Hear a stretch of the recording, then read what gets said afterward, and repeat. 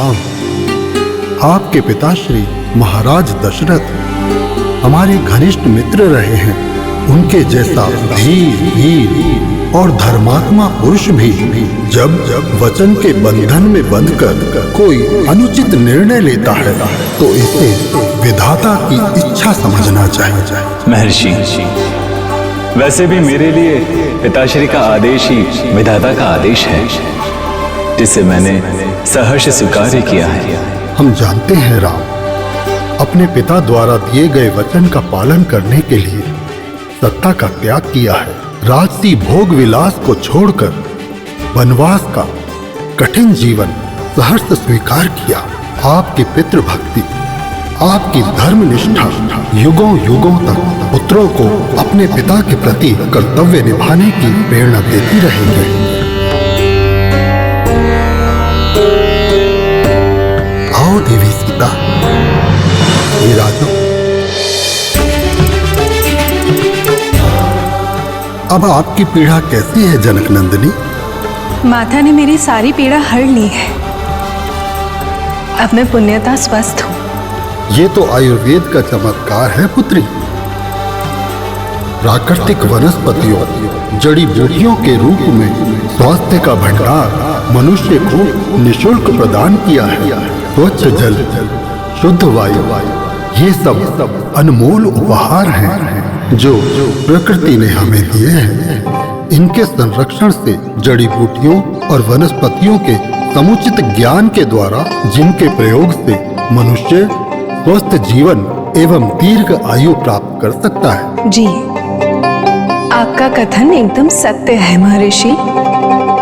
हमें प्रकृति का सम्मान करना चाहिए, किंतु मनुष्य प्रकृति से छेड़छाड़ कर अपने तत्कालिक सुख पाने के लिए अपने ही विनाश के द्वार खोल लेता है। मनुष्य को प्रकृति के इस अनमोल भंडार के विषय में अवश्य जान लेना चाहिए। इसीलिए सनातन संस्थाओं के गुरुकुलों में ऋषि मुनि अपने शिष्यों को आयुर्वेद की समुचित शिक्षा अनिवार्य रूप से दे रहे हैं। सत्य कहा ऋषिवर आपने। ऋषिवर, हमें आपसे कुछ मार्गदर्शन चाहिए। अवश्य राम, कहिए, आपको हमसे क्या मार्गदर्शन चाहिए? आपने पूर्व से पश्चिम और उत्तर से दक्षिण अनेक यात्राएं की हैं। अतः आप किसी ऐसे शांत, पवित्र और सुरमय स्थान के बारे में बताइए जहां हम अपने वनवास के दिन सुख और शांति के साथ व्यतीत कर सकें। राम, पतित पावनी गंगा के किनारे पर बसा ये प्रयागराज आदिकाल से ही अपनी पवित्रता के लिए जाना जाता है। यहाँ स्थित हमारा ये आश्रम शांत और सुरभ्य है। हमारा आपसे आग्रह है राम कि आप अपने वनवास के दिन यहीं हमारे आश्रम में रहकर व्यतीत करें।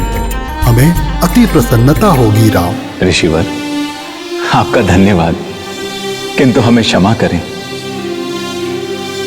ये स्थान अयोध्या के निकट है, अतः हमारे यहाँ रहने से अयोध्या के वासी यहाँ आकर इकट्ठा होने लगेंगे, जिससे इस आश्रम की शांति भंग हो सकती है।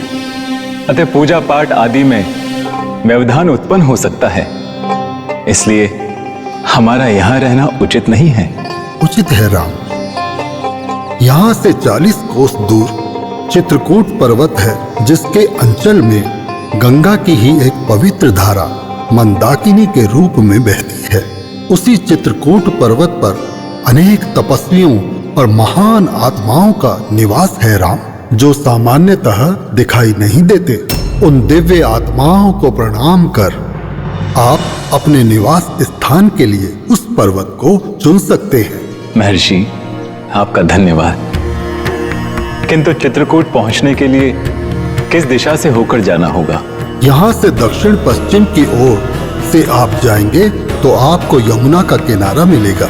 यमुना नदी के तट पर आपको एक नाव मिलेगी, जिससे आप यमुना के पार जा सकते हैं। महर्षि, आपका इस मार्गदर्शन के लिए बहुत बहुत धन्यवाद। अब आप हमें आज्ञा दीजिए। राम, ऐसी अभी भी क्या आतुरता है? कुछ आहार ग्रहण कर लीजिए, फिर प्रस्थान करिए। महर्षि, आहार के लिए आपका बहुत बहुत धन्यवाद, किंतु हमें संध्या से पूर्व ही हमारे गंतव्य स्थान तक पहुंचना है। अतः फलाहार तो हम मार्ग में कहीं भी कर सकते हैं। उचित है राम, जैसी आपकी इच्छा।